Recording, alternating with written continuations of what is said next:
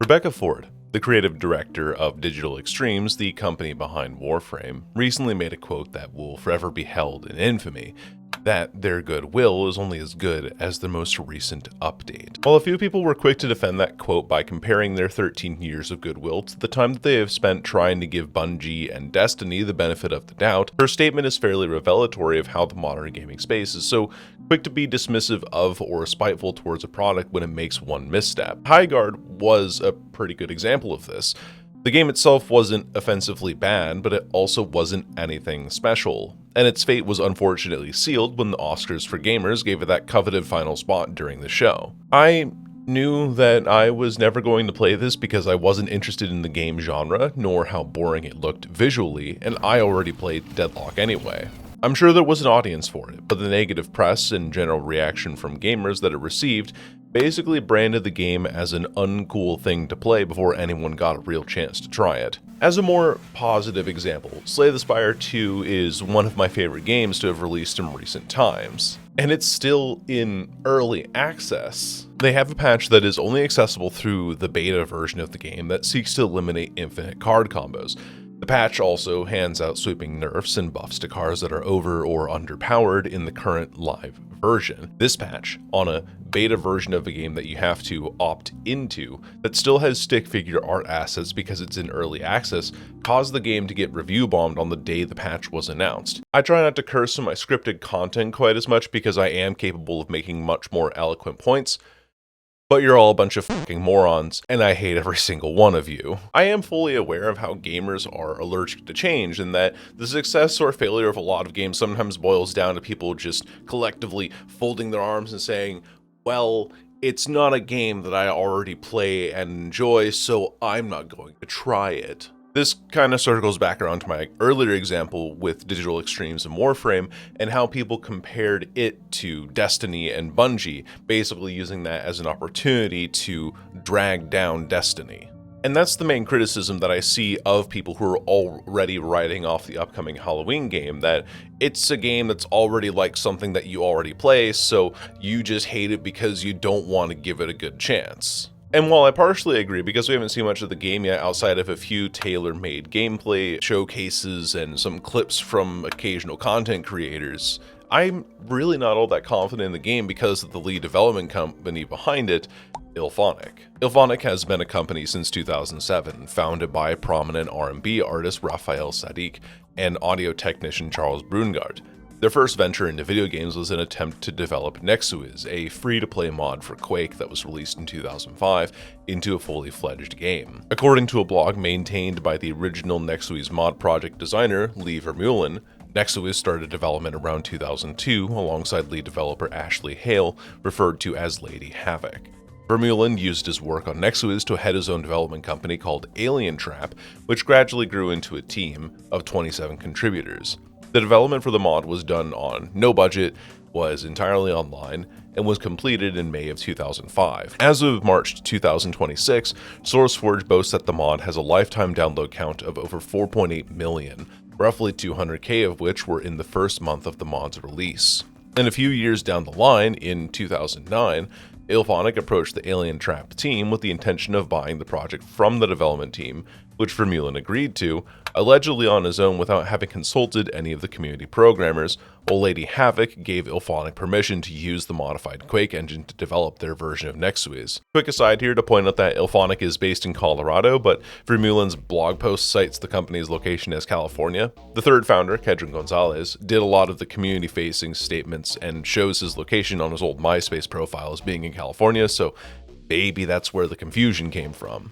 The decision to take control of the mod would prove complex though, as Hale states in an interview that the code to run Nexuiz was under a GPL, or General Public License, and that IllFonic's attempts to buy the code were protested by some former developers. The original plan was to contact every developer and relicense the Nexuiz 2.5.2 GPL gamecode sources for this title to ensure authentic gameplay and return some important features to the community for the benefit of everyone. However, this game code relicensing attempt did not go well, with the former developers making claims of violations. There was no choice but to re-implement the game code from scratch on non-GPL sources, and as a result, there will be no ongoing code contributions back to the community, and the gameplay may differ more than originally planned. This is a very unfortunate outcome, but has no significant impact on development. To make this perfectly clear, the game is being re-implemented from scratch. All they share is a name.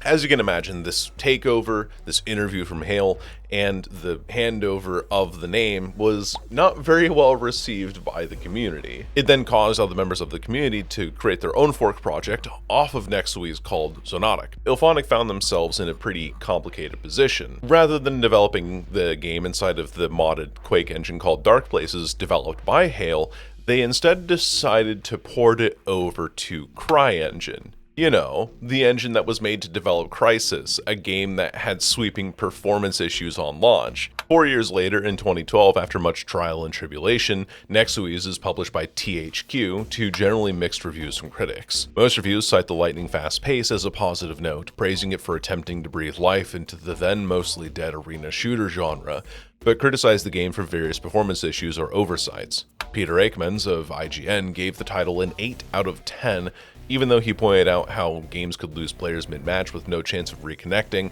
which sounds immensely frustrating to play and borderline unplayable. GamesBeat awarded NextSuize with a 71 out of 100 rating, but bemoans the sluggish progression system and loading times, as any player with a less powerful machine would cause matches to take 4 to 6 minutes to load after a lobby had been filled.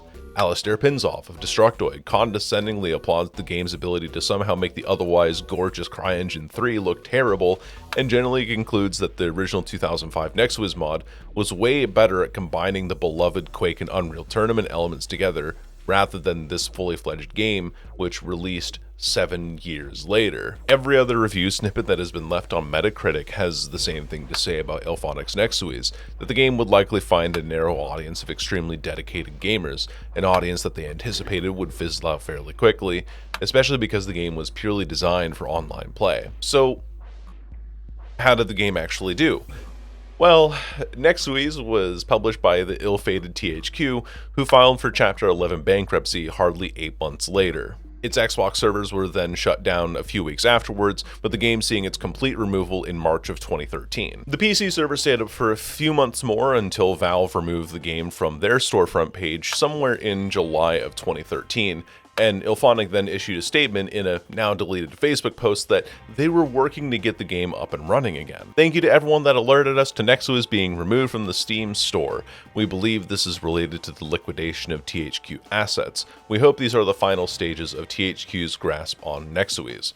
Right now, we just can't put down the costs to maintain the game when we've never received a penny on royalties due to the THQ bankruptcy. This was signed anonymously by Kedron Gonzalez, that third co-founder of IllFonic, on the 15th of July 2013 on the now defunct NextSuize Facebook page. He would continue posting sparse updates to the page over the span of the following 2 years, largely concluding with a post in October of 2015 that stated that NextSuize is almost 100% functional again, and that they were even looking into getting Steam keys for people who own the game on Xbox 360. True to his word, IllFonic published the beta for NextSuize to Steam on November 23, 2015 with the help of Psyop Games, and the game got its full re-release exclusively on Steam in early 2016, a full 11 years after the original mod released and 8 years after IllFonic originally acquired the rights to the title. And practically nobody played it, with the official re-release seeing a peak player count of 41. You didn't revive the game, you wheeled out its corpse after you created a complete rift of animosity between yourself and the NextSuize modding community. This is just what we call covering your tracks and making sure that you're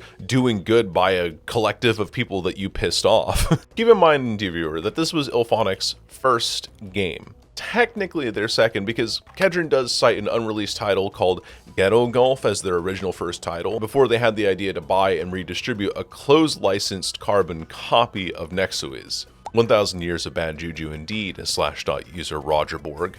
I understand that game development is incredibly difficult, and I'm not saying that I could have done anybody's job better or differently here.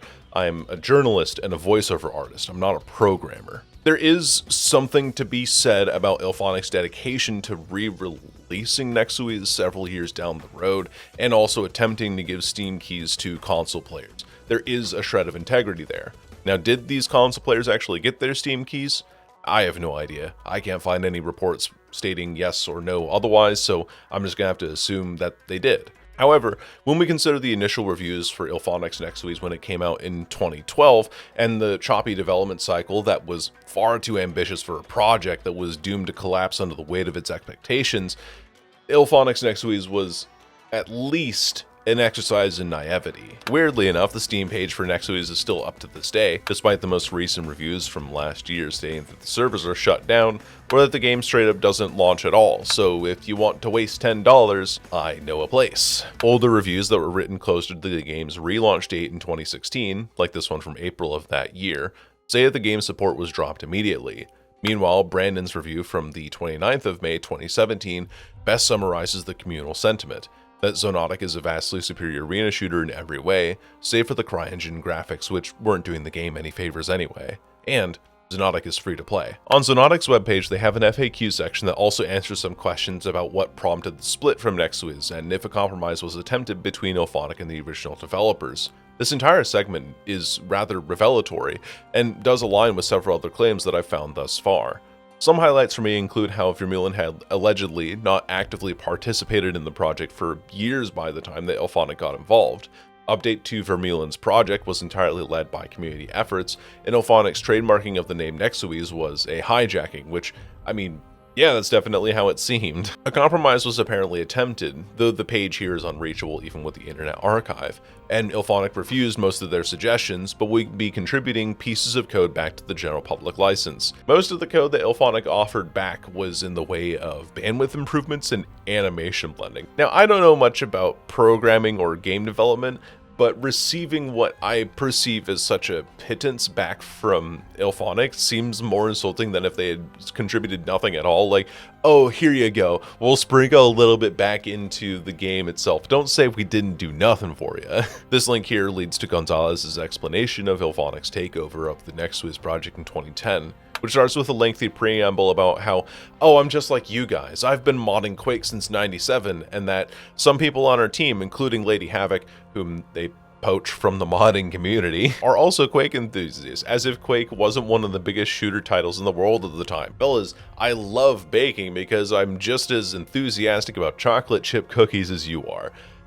King duh. There's also this line in Gonzalez's statement that says that it is not my place to suggest what you guys do with your version of GPL NextWiz or Alien Trap.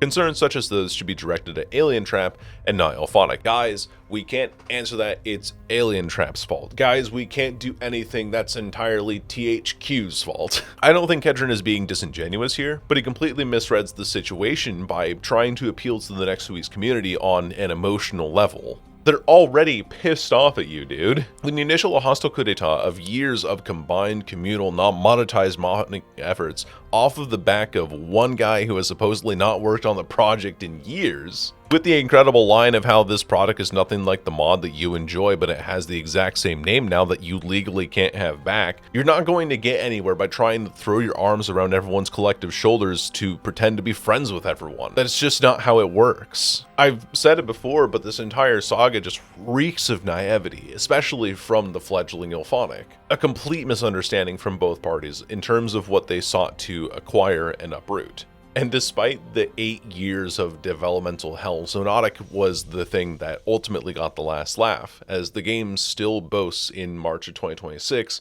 300 to 400 active players with several mod contributions across the month. And heck, the original NextWiz SourceForge mod has been downloaded over 400 times within the past week alone, because that zip is still available on that website. So NextWiz, the original NextWiz, still survives by the community, if just barely.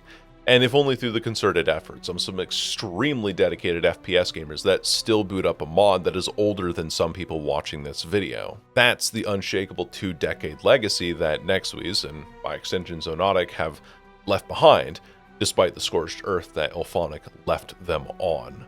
It's not like that really mattered to IllFonic though. While Ketchum was off writing rallying cries on Facebook for NextWiz's revival between 2013 to 2015, IllFonic was off to the races with more and more game deals. This started with a contract in early 2013 where IllFonic was set to develop a component of Star Citizen. Specifically, their work on NextWiz qualified them to work on the FPS component of Star Citizen, simply referred to as Space Marine. Now, Star Citizen is a massive rabbit hole that I won't have time to get into, and several other people doubtlessly have, but anyone that's familiar with the name of Star Citizen will know that the project is similar in scale and promises to CD Projekt Red's original vision for Cyberpunk 2077, in the sense that they massively overpromised on what the game had to offer and have since massively underdelivered.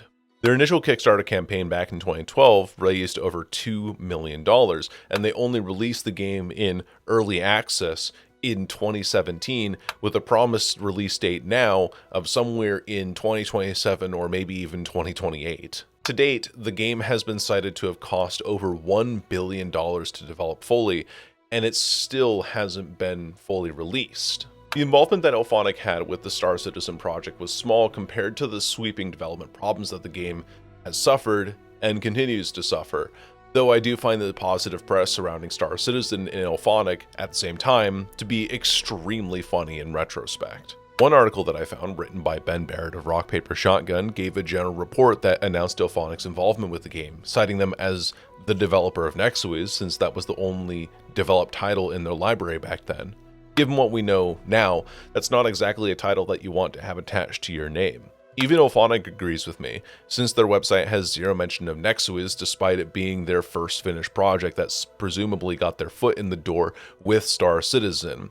Barrett ends his article with a call to action to, quote, give him money. Meanwhile, 3 years prior to Barrett's article, one of RPS's co-founders, John Walker, called IllFonic a strange bunch, and that describing their game section as upcoming shit doesn't perhaps convey quite the image one might want from a developer. After all this information unfolded though, and Star Citizen's development hell cycle was looked into from various members of the community who were raising their eyebrows at it, Andy Chalk from PC Gamer reported in 2016 that after a year of work, it was discovered that IllFonic's environment kits literally didn't fit into the new levels because IllFonic had built them to the wrong scale. You know how the saying goes, fool me once by playing the naivety card? Shame on you. Fool me twice by repeating patterns that are reminiscent of poor management within your company? Shame on me. Even if IllFonic can play naivety here too, they've been a company for 6 years now. There has got to be some sort of standard that this company has to hold themselves to. If not, at least somebody within IllFonic that can demonstrate their ability to avoid repeating the same managerial mistakes that they've made time and time again. Now, if you fool me 3 times... Oh wait, what's that? It sounds like it's the IllFonic Hour. On July 18th, 2013, the now defunct Canadian gaming outlet Shogun Gamer announced another original project that IllFonic had in development, which was an action MMORPG called Revival, which was being developed in... Kedron Gonzalez spoke with Andrew Ross of Engadget in July of 2013, and in his interview, he stated that Revival sought to be less like Star Wars The Old Republic, Guild Wars 2, and Elder Scrolls Online, and more like Asheron's Call 2. Gonzalez also says that Revival sought to revive the MMORPG genre that he thought was on its last legs at the time. The game is 100% non-linear, so there are no useless quests. You won't encounter something that's not really worth your time as a character. Sure, we may have some bland quests like the Kill X for me please quests, but that's filler and it's good to have those. Most of our quests will have serious sit down and think scenarios. Gee, I wonder where I've heard that promise before. MMO Reviews gave us a breakdown of Revival's planned release stages, which was going to be in 4 phases. First, users would be able to explore the housing customization options. Then, users would be able to leave their houses and explore the surrounding towns in an offline mode. Stage 3 was the most ambitious, promising integration of online play, combat systems, crafting, and whatever live storytelling means. And finally, Stage 4 would complete the full story and would allow all users to seamlessly meld all of the game's aspects together. Several minutes of pre-alpha footage and in-game screenshots of Revival exist, so it wasn't like IllFonic was making up a fake product, but they were biting off more than they could chew again. Less than 3 years after its announcement in March of 2016, Adam Maxwell of IllFonic stated that the game's development was halted indefinitely, even though IllFonic's CEO and co-founder Charles Brungart still shows the title as an active project in his LinkedIn bio alongside Ghetto Golf, which has been in development for 19 years.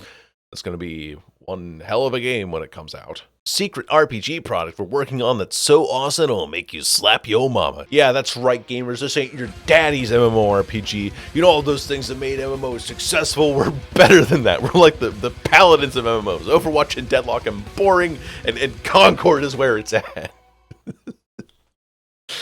Oh my god, dude. In Maxwell's statement, he starts off by attributing Revival's sudden halt to a lack of access to expertise and resources that aren't available today. Much like Kedron Gonzalez and his attempted damage control surrounding the next Wisps project, it's always someone else's fault that they bit off more than they can chew, and not the fact that their company has always had barefaced management problems. I also find it morbidly funny that the website containing this interview snippet concludes their article with a sentence, "Revival was best known for its implementation of radical game mechanics, including slavery and prostitution." Out of all the things that Gonzalez had promised for Revival in his earlier interviews, I don't imagine that this is the legacy that he thought the project would leave behind. Just a hunch. Now, if you fuel me 4 times. It is now October of 2014. Revival has supposedly been in development for around 2 years at this point. Nexus is still being held captive by THQ's bankruptcy claim, and IllFonic's team is about halfway done with their work on Star Citizen. They'd also done some work on Turtle Rock's first-person shooter horror game, Evolve, and supplemented development on Sonic Boom: Rise of Lyric. Roger Borg, you sick son of a bitch, now I know you're practicing witchcraft.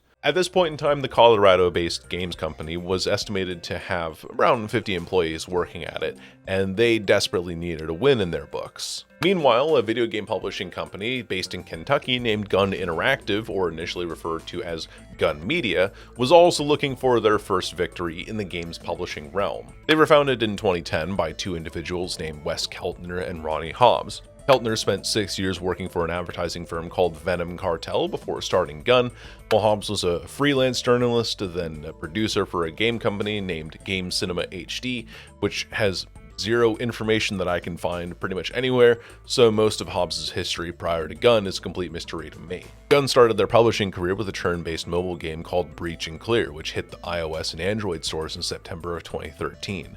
The title wasn't sweeping success per se, as it had mostly mixed to negative reviews from curators, and that aggregate score only got worse with its 2015 sequel, Breach and Clear Deadline.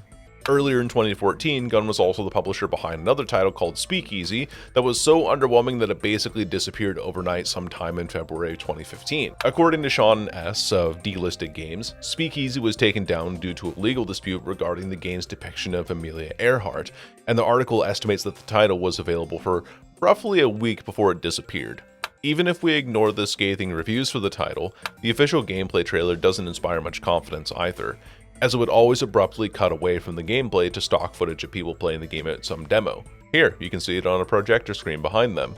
Less than 10 seconds of the 35-second video features actual gameplay of character PNGs bouncing off of each other. Anyway, like IllFonic, Gun needed a win, and they directed their attention towards the yet untapped market of PC and horror games. They created a concept for a title called Slasher Volume 1 Summer Camp, which caught the attention of several classic horror enthusiasts. The first individual that I managed to find reporting on Gun's new venture was Patrick Klepek of Giant Bomb in October of 2014, whose article was posted an entire day before the game trailer was revealed. My god, I'm dealing with psychics too. His article opens up by introducing the game as the first in a series from Gun Media and calls the concept a horror game from the third-person perspective.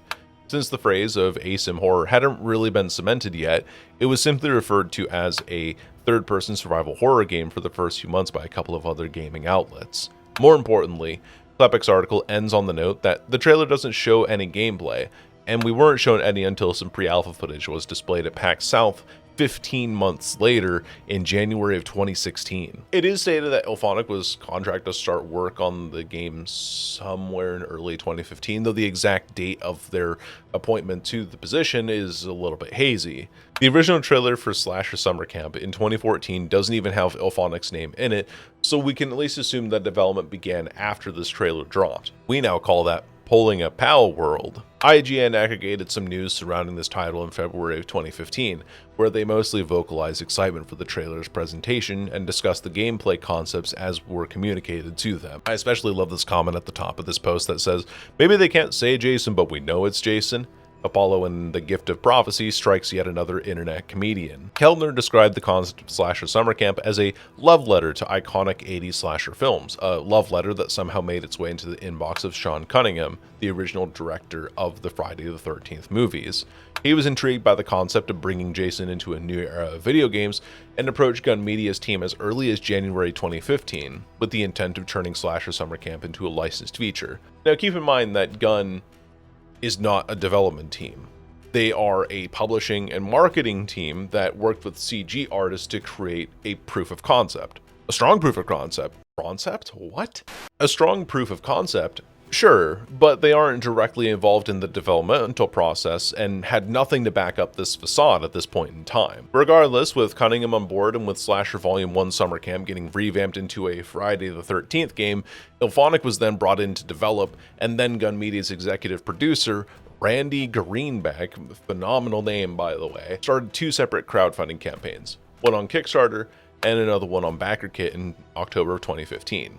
Both campaigns featured interviews with all of the F-13 cast and crew that agreed to help contribute to the project. First, we had Sean Cunningham, the director, Kane Hodder, who portrayed Jason Voorhees in some of the series' later installments, Tom Savini, the lead makeup and effects technician, and also Harry Manfredini, the original composer for the Jason theme. Both campaigns were successful, as they raised a combined total of roughly $1.2 million by August 2016, with a promised release date of October that very same year. Yes, even though Cunningham had been on board with the project for over a year and a half at this point, and yes, even though some pre-alpha footage had been showcased 3 months after the Kickstarter campaign started, Gunn apparently expected the full game to ship 2 months after the campaign closed. This obviously didn't happen, as the game was delayed to have a purely digital release in May of 2017 before releasing to a physical release in October of that same year. This game came out 9 years ago. Yes, 2017 was 9 years ago. Yes, you are getting old. There are some of you out there that are 20 years old now that were 11 years old when this game came out, which means that this title is likely nostalgic for you. I'm so sorry. A lot of the critics' reviews of the game tend to skew towards mixed or negative ratings, with only a few enjoying the title for its proximity chat goofiness, which has nothing to do with the quality of the game, in my opinion. Austin Goslin of Polygon maintains a blistering tone across the duration of his review, while Peter Brown from GameSpot ends his article on this zinger. Despite showing potential that may one day be realized, Friday the 13th comes across as an unfinished game that shouldn't have been released in its current state. Out of all of the reviews that I read through, though, I actually really enjoyed going through this complete comprehensive breakdown by Luke Laurie of Steviver, if you really want a full look of what the game was like. But other reviews generally cite similar gripes with the title. It's not offensively bad, but the game was seen as repetitive and boring for anybody playing the counselor role. It felt lacking in the sense that there were only 3 maps released with the game, and many reviews, both positive and negative, acknowledged experiencing server and performance issues, possibly relating to IllFonic's switch from CryEngine 3 to Unreal Engine 4, out of the frying pan and into another frying pan with their game engine choices. To be fair, many critics were saying some very similar things about Dead by Daylight at the time, but I posit that DBD was able to lock in its longevity early because of its ability to have a mix of original killers with unique powers, and then bringing in a licensed killer on top of that, but not making it really the main point.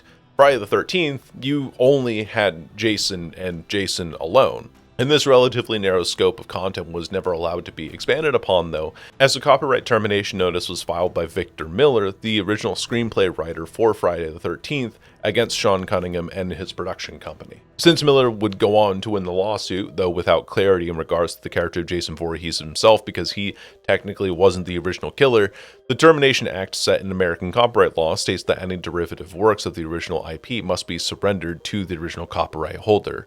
This included the future development of Friday the 13th, which had its development halted in June of 2018, yet another project that IllFonic worked on going under at a near-record pace. There was no way that Gun or IllFonic could have anticipated this possibility because maintaining the copyright wasn't their responsibility. They were working within the legal grounds that they understood they could. They were responsible for developing and publishing the game according to its license holders, which unfortunately meant that the game never got a real chance to live up to its potential. Unlike their previous titles, this one was truly not IllFonic's fault, and I don't think it was exactly Gun's fault either. That leaves us with the question: did Sean Cunningham know that Victor Miller was likely to trigger a termination clause, and he tried to sucker a pair of desperate video game companies into helping him extract a few more dollars out of the intellectual property? The answer? Who knows? The lawsuit states that Miller had submitted his notice of copyright termination within the outlined timeframe, and had given lawful warnings about his intentions to do so. Termination clauses can be triggered after the original IP is 35 years old. The original movie came out in 1980, which 35 years later would have been 2015, which was right around when Cunningham and his team approached Gun Media for their Slasher Summer Camp project. The timing is oddly coincidental, but I think that Cunningham's legal team believed that they had a solid defense against Miller, as they say that Miller was hired as a freelancer or work for hire, which would have invalidated the claim according to its terms. It's a lot, but I also don't think that Cunningham's lawyers are dumb. Point is, neither IllFonic nor Gun had any control over what happened with the IP. What they did have control over was the quality of the product they delivered on. By the time of 2017 rolled around, IllFonic had celebrated its 10th year as a company, and had plenty of experience for an independent video games contractor. Next to his Star Citizen, Evolve, Revival, Sonic Boom, Rise of Lyric, even though each of these titles had their own shortcomings, one would anticipate that the involvement in so many varied projects would allow them to learn from their past mistakes. Optimization was a common problem and criticism that a lot of people had for the projects that they worked on, and yet 10 years later, here they were, still being inefficient at curbing that mistake. It is possible to say that IllFonic didn't have the luxury of time when it came to development cycles they were afforded. If that was the case way back when they started working for Nexuiz though, and then decided to pick up 3 projects simultaneously with their fledgling crew, then maybe it's time to stop blaming the company itself and more worry about the management issues that they clearly have. I mean, besides, it's IllFonic. If you're not going to make excuses for them, they're plenty experienced in shifting the blame to somebody else anyway. Gun and IllFonic also had control over how their team conducted themselves within the games itself. Now, some members of the F-13 community might remember when IllFonic started handing out bans over any slight infraction against their terms of service. This was done to combat players who were abusing the game's overall bugginess, but the game was so buggy that players might have stumbled into a bug accidentally, get stuck in it for so long that the game thought it was intentional, and get banned anyway. And with no recourse. Imagine playing a game that was effectively slapped together in Unreal Engine 4 and getting a lifetime ban just because the company that is now 10 years old doesn't know how to optimize their games properly. I mean, I'd be pretty pissed. Then there was the drama that was started by a Steam user named Dilly Dingus, who claimed that they were banned for calling out disruptive behavior from people who said they knew the developers personally. Reddit's comment sections aren't the easiest to parse through the Internet Archive, so I'll have to use this video by Sid Alpha to pull this archived information. A verified junior developer from Gun, known as the Praetorian, responded to this claim by saying that Dingus here broke the terms of service and was banned for it, which prompted a reply stating, "Yeah, well, the other people also broke your terms of service and weren't banned because you're playing favorites." This drama came to a head when Praetorian doubled down on their decision by saying that DD was banned for using the proximity chat to sexually harass a 12-year-old for, quote, well over 8 minutes, but wouldn't provide any proof to back up their claim under the guise of not wanting to show how their backend works. Dingus's brilliant response was to say that, well, I called her a whore because I got upset, but I didn't sexually harass her. Oh, I didn't murder that person. I only punched them hard enough to break their jaw. That doesn't help your case, you fucking moron. Even if Dingus here did harass a minor, the burden of proof would be on them to show everyone else that they didn't, not Praetorian. That being said, Praetorian wrote in an official post from Gun that bans required concrete video evidence. Yet when DD was banned, there mysteriously wasn't any video evidence to point towards. Well over 8 minutes is a significant amount of time in video format, and sexual harassment of a minor is a serious accusation to have no proof of. Also, notice how Praetorian never outright says that they have the proof, and instead gets caught up first in reciting their terms of service. Like, if you wanted to refute a point, why not refute it right away? It seems weird, right? So while I maintain that the burden of proof still rests on Dilly to showcase the people that were claiming that they knew the devs, I'm more likely to believe that Gun banned somebody at will because friends of theirs told them to. Mostly because of how weirdly defensive Praetorian got over a claim from somebody who is literally named Dumbass. Considering their responses here and some screenshotted comments from Praetorian that outright insulted people, I'm more likely to believe Dilly Dingus because of how the Praetorian had already publicly made themselves a villain in other unrelated Reddit posts. Furthermore, while this could be seen as a junior developer gone rogue, Gun Media kept them around for a while, and they frequently used their terms of services or policies as justifications for their actions. It's one thing to make out-of-pocket comments. It's another thing to waive your employee pass and use that to absolve yourself of said comments. If we're to assume that DD is telling the truth, and I'm erring on the side of that being correct, then this whole scenario is about as clear of an example as double standards as you can get. Gun Media had made it a habit of showing favoritism in other ways too. One of the benefits of having backed the F-13 project on BackerKit was that you could get an early access code for the game. This didn't happen though, as early access was seemingly granted to content creators first, regardless if they were backers or not. Keltner understood that, in 2017, content creators making videos or streams of your game was one of the easiest forms of marketing, and that providing early access keys to them was a way to increase revenue. And if that sounds a little bit too on the nose and pragmatic, here is Wes himself, one of the co-founders, saying those exact words in a now archived forum post. Content creators and streamers create a direct avenue to new audiences. New audiences lead to potential new sales. New sales mean both full service and revenue to keep the service going and new content in the pipeline. I know this might be hard to see, but it's the truth. Like, Keltner's not wrong.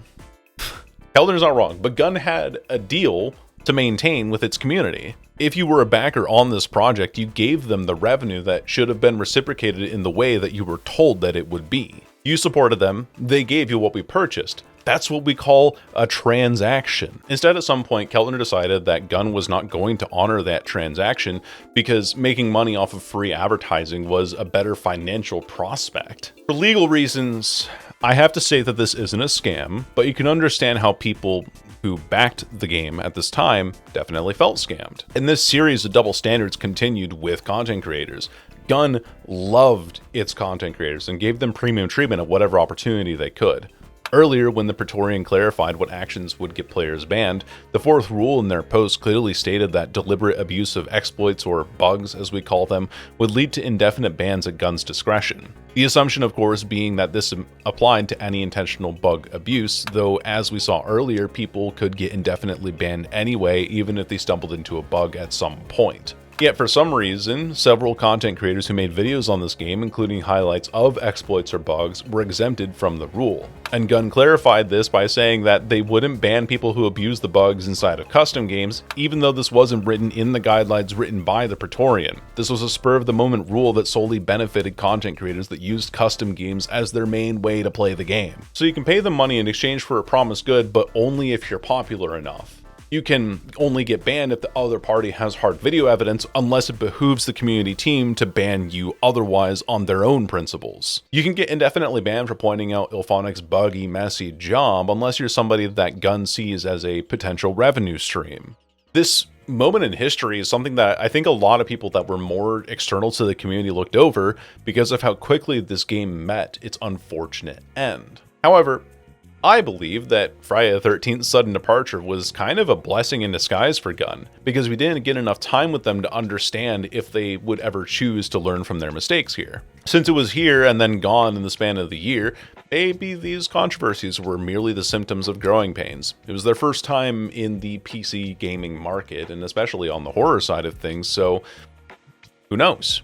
Perhaps they just misstepped and they could have learned a little bit better further down the line. Spoilers for slightly later in the video, I don't think they learned anything, but at the time we could have at least given them the benefit of the doubt. Let's go back to IllFonic for now. Around the same time that Friday the 13th came out, they also released a first-person zombie survival horror game on PC, Xbox, and PlayStation called Dead Alliance. All three platforms saw a simultaneous release of August 29, 2017, meaning that other platforms were not hogging the lion's share of the player base. It saw a peak player count of 37 on Steam and was delisted some 5 years later in December of 2022. Dead Alliance was published in tandem with Psyop Games, the same company that facilitated the 2016 re-release of Nexuiz, and also, funnily enough, the company that worked with DVD on the dating sim game. It received almost entirely negative reviews from critics across the board, with every critic blurb on Metacritic citing performance issues, outdated visuals, and awful gameplay. Even the screenshots and gameplay trailer look half-baked, and you could have a license to this fantastic product for $40. This game came out the same year as Hollow Knight, Cuphead, and Nier Automata. This game came out in the same year that IllFonic celebrated turning a decade old as a games development company, and they still are facing optimization issues. Oh, but let's give them some time to figure themselves out. They'll get it right eventually. Enter Predator Hunting Grounds, the 2020 asymmetrical horror game that featured much more active roles from either side than what we saw from Dead by Daylight or Friday the 13th. This title was initially released on console and PC, though exclusively in the Epic Games Store for PC, a death sentence for any PC title. Let's roll out the reviews from the critics, where they ubiquitously agree that the game has clunky gameplay elements and bad optimization, and that the game is just a few touches away from being a good game, like everything else that IllFonic has worked on. Yeah, sure, maybe 13 fucking years after they've been a software development team, IllFonic will have figured this out. They just need one more chance, guys. This is a deep cut for my, like Rainbow Six esports fans, but IllFonic at this point is like the nightmare Knicks of game development companies. You want to have one good opportunity, bitch, you've had 7 of them. If we take a look at the recent user reviews on Steam for Hunting Grounds that have at least 10 hours of recorded playtime, a lot of them state that they like the game, but it's poorly optimized, buggy, confusing, the Predator seems way overtuned, and there's basically nobody playing this game unless you put it on crossplay. This review compiles a handful of gripes that they had with the game after 200 hours played, and their points boil down to how the only updates that the game continues to get are paid DLC, that characters are purely locked behind paid DLC, and that there have been 0 quality of life updates to the game since its release, effectively meaning that the game is in the same state that it was when it came out 6 years ago. This is, once again, the same pattern that IllFonic has always followed, to release a buggy game and try to ride off of the coattails of people who are suckered into sinking their money into their favorite franchise, rather than delivering on a good end product. I am of the opinion that the game's servers are largely held together by its console player base, as limited as it might be. We just don't get user activity information like we do with Steam, though, so we'll never really get to know how alive the game actually is. I know somebody in my community who says, oh yeah, if you find like the Discord server, there's still an alive community there, which, in my opinion, if you have to go through a third-party program in order to find people to play with within your game's community, then that's a game that's on life support held together by a couple of diehard fans. There's nothing wrong with that.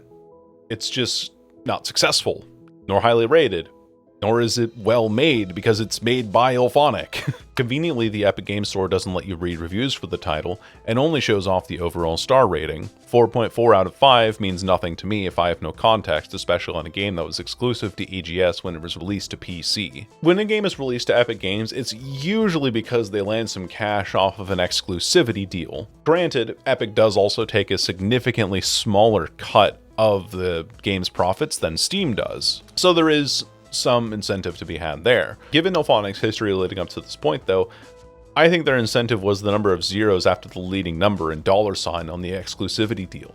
That much can equally be said about the next asymmetrical game that they released based on the Ghostbusters IP, which came out 3 years later in 2023. As you can imagine, the critics didn't actually have much to say about the optimization. Got you with that one.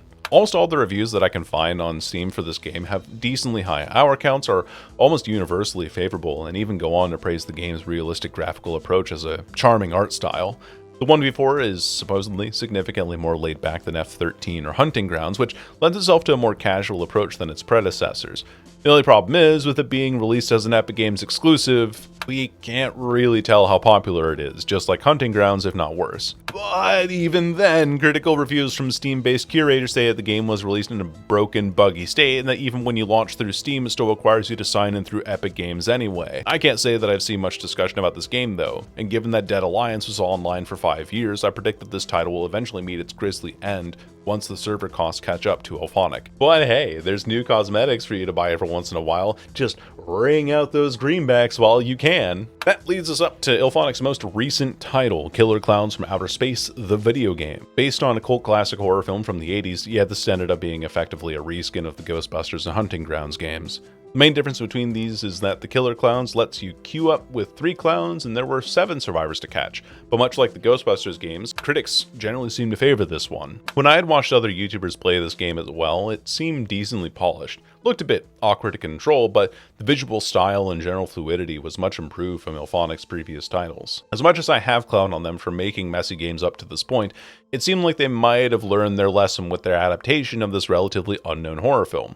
And they released it on Steam first, so let's see how well it did. It didn't do well. Many of the top reviews say that it gets boring to play rather fast, and that, once again, IllFonic has not released any meaningful quality of life updates for the title outside of DLC packages and keeping the server's lights on. So, let's briefly recap IllFonic's history. When they are given a good chance, they squander it by releasing a game that doesn't function properly, and then they do this for 10 years. Then they are given the biggest IP that they possibly could have been given, and the game falls apart because of legal problems, not to mention IllFonic's inability to deliver on a polished product, nor Gun Interactive's absolute butchering of their relationships with the community. When they do finally release a game that actually functions well and the people generally enjoy, not you, it's been 16 years of this other nonsense, and they're so used to not following up with quality of life changes at this point because they let their active player base die out that they don't even bother with it. Instead, they see it as a way to shovel microtransactions and skins in front of anyone that still holds out hope before the game inevitably gets turned off a few years later. Then you're telling me that this developer company with a now 19-year-long history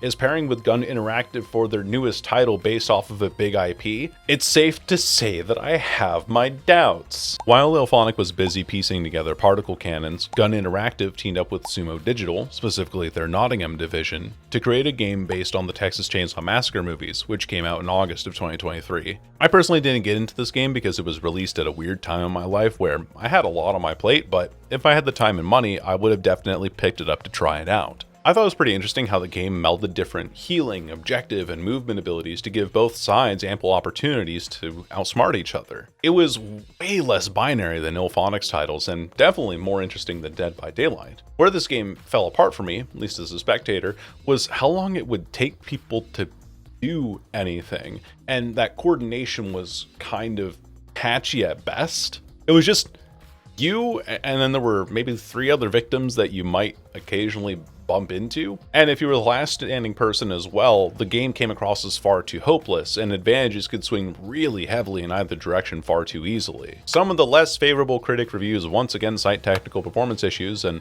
one of my friends, hi Steve, says that it was impossible to reconnect to games if the game crashed, which it did quite often. This time it's not even IllFonic's fault. I think this is just a curse of the asim horror genre in general at this point. What is annoying is that on May 13th, 2025, hardly a year and a half after the game released, Gun Interactive released a statement that took 3 paragraphs to say that they were no longer adding more content or support to the title. Like, I'm sorry, this is a totally off-script tangent and rant about all of this, but I really fucking hate when companies are like, they have all this flowery language, and then they take 3 paragraphs to get to their fucking point. Like, just say the thing. Just say the thing outright, instead of being like, we love the community so much. No, you don't.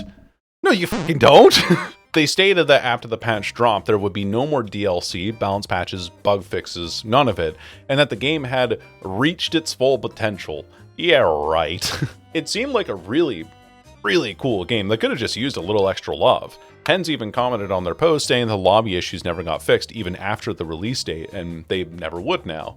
Many comments on this post are understandably upset, and unlike the F-13 game, this apparently wasn't due to any lawsuit. Gun just up and decided that 17,000 players on day 1 on Steam wasn't enough to justify trying to fix the glaring quality of life issues that the player base faced. They also seem to have forcibly turned off crossplay pretty early into its life cycle, so I don't think that could have helped with queue times. This time I couldn't find a controversy quite as open as it was with F-13, as Gun was much quicker at deleting anything criticizing them on the game's official subreddit. What was said or addressed, we'll never really know, but that definitely seems shady given F-13's history. Past that, it seemed like Keltner and everyone else at Gun learned to keep their messaging sparse, distant, and professional. Some people complained about the pricing of the DLCs, which is understandable, but I don't think that it's significant in the same way as the Praetorian's impact on the F-13 game.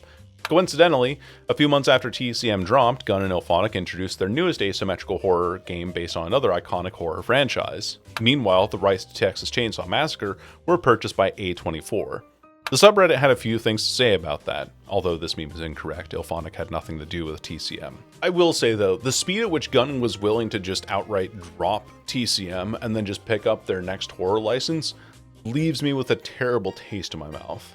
IllFonic was stumbling through the 2010s and 2020s, washing their hands of any live service title they dreamed up, and then just shrugging their shoulders when things didn't go as planned. In my mind, they are synonymous with unpolished, overdeveloped titles that are designed to specifically look good in trailers before they deliver on disappointing and buggy gameplay. They have ideas that they think are cool, but when they spot something they can buy instead, they'd rather do that and leech off of their ability to wow the audience with 3D models that move in a cool-looking space. The way I see it, most of the titles that IllFonic had worked on up and to this point were likely titles that they were the lowest bidders on for contracts. I am alleging that they are a cheap hire that has consistently failed upwards in an increasingly niche video game genre. Sonic Boom: Rise of Lyric was not a game that cared about quality. They cared about somebody that could patch something together for a rather cheap price, a la IllFonic, and it makes them look cheap, and I don't trust them because of it. Gun, on the other hand, seems very eager to snap up a quick profit based off of IP recognizability, since that was their literal first experience with F-13 and Sean Cunningham. Their titles prior to 2017 don't inspire much confidence, and the way they've handled anything live service since then continues to put me off. If IllFonic comes off as cheap, clueless, and bumbling, then Gun comes off as intentionally malicious and sleazy. Again, I am not saying that they are these things. I'm saying that based on their histories that span over 15 years worth of development and publishing experiences, they do not seem like the kinds of companies that deliver on consistent quality. So you'll have to forgive me for being just a mindless hater when it comes to the upcoming Halloween game, because IllFonic has been around for nearly 20 years and they have not once deviated from their patterns. They'll release a half-baked game with a pretty-looking engine, realize that the project was way too big for them to handle, blame something that was totally out of their control, and then abandon the project. I have heard the argument that Dead by Daylight players just want other projects to fail because they refuse to try something else, but I'm also not about to fall for the biggest piece of wax cheese on the brightest piece of string that IllFonic has somehow convinced multiple people to jump for over the past 2 decades by making their graphics look okay in trailers and test footage. That just sounds like a waste of my time. If I didn't know any better, I'd say that IllFonic's massive money sink reads like a money laundering scheme for its co-founder, Raphael Saadiq, who has not been mentioned a single time in any of these dialogues, and as far as I can tell, he hasn't been directly involved in any of these projects to begin with. Nextly is having a peak PC player count of 1,500 players when it released in 2012, and then 41 players when it was relaunched in 2016, does not sufficiently explain how they were able to continue paying their employees as they started work on Star Citizen. That money just doesn't add up to me, which would entice them even more to rush development on a product that they can, yet again, overpromise and underdeliver on, all to make a quick buck off of everyone that they can. So, will the Halloween game flop? I sure hope not. I'd love to be wrong about this, but 19 years is a really long time. If the game does fall apart though, you can be sure that the statement regarding the game's closing will have something to do with how the licensing was out of our control, so it's not our fault that the game shut down. What a fucking joke. And that is why I'm not optimistic about the Halloween game. This is unfortunately probably the last that you're going to hear from me for a while. I have linked an unlisted video in the description to explain where I've been and where I'm headed. So, for the last time in potentially a very long time, thank you for listening to my rant. Take care, and goodbye.